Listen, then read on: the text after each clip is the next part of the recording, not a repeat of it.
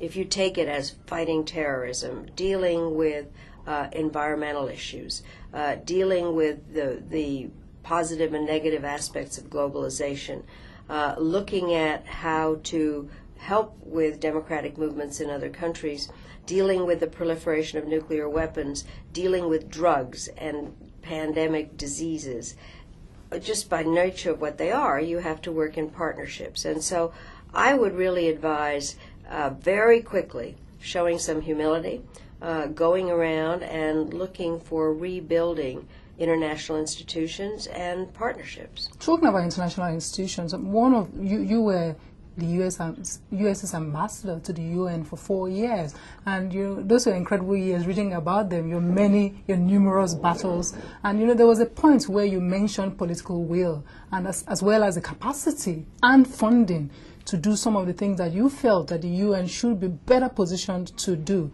Has anything changed since that time? Well, a lot, actually. I loved my time at the UN. It was a time when there was a lot of hope about how the UN could function, because it had basically been paralyzed by the Cold War. The Soviets had a veto, we had a veto, and that really was the prism for everything. And when we were in office in 1990, all of a sudden all the possibilities for how the UN could work opened up. And we spent a lot of time trying to figure out how the peace-making and the peacekeeping operations, how you put together peacekeeping forces, what the possibilities were for deciding what were really threats to national security. What was so interesting, Vice President Gore actually came up, this was when I was secretary already, to the UN and said HIV/AIDS was a national security issue.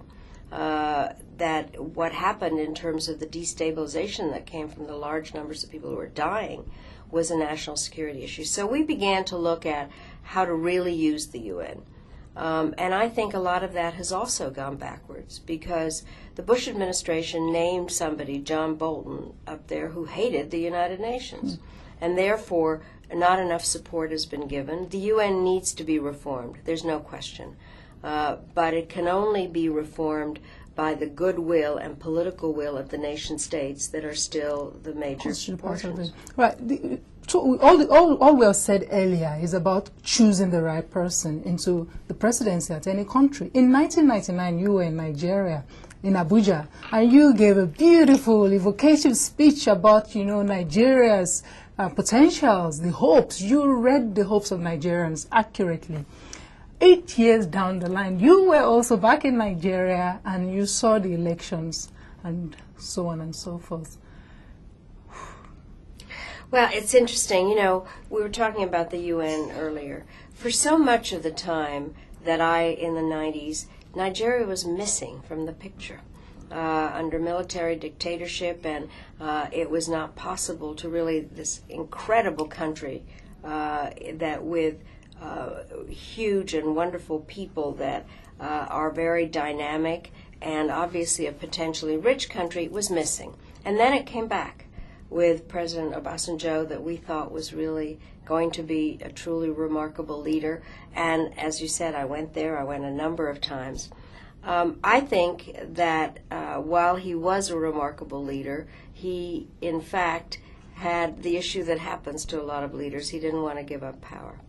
The bad thing that happened, frankly, is that the Electoral Commission was not able to do its job. And I think that what happened was the Nigerian people who I think want to participate in the workings of their country were denied that right in that election. And I went around, I observed the elections.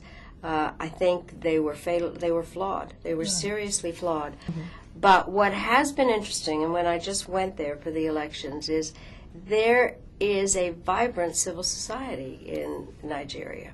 I met with a number of groups that were election observers or people who cared about human rights and environmental issues.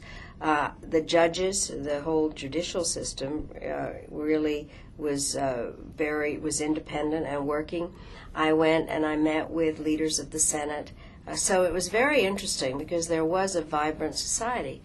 And yet the Nigerian people came through. I mean, I was stunned when we were going out, and it was a hot day, and people stood in lines and they waited for the ballots to arrive, and the ballots came very late. Or I was in the suburb of Abuja, and there was no electricity all of a sudden in order to count the votes, and somebody brought their generator, and it was just, there was something the spirit of the Nigerian really people. moving. And so I think the sad part is, though I believe that the new President Yar'Adua is somebody of goodwill, and he could have come to power, I think he would have won. I think so too, yes. And so, you know, and I think he has now promised a lot of reforms. I don't think a lot of them have happened yet, but I hope it does. And the Nigerian people deserve a president who allows their spirit to blossom.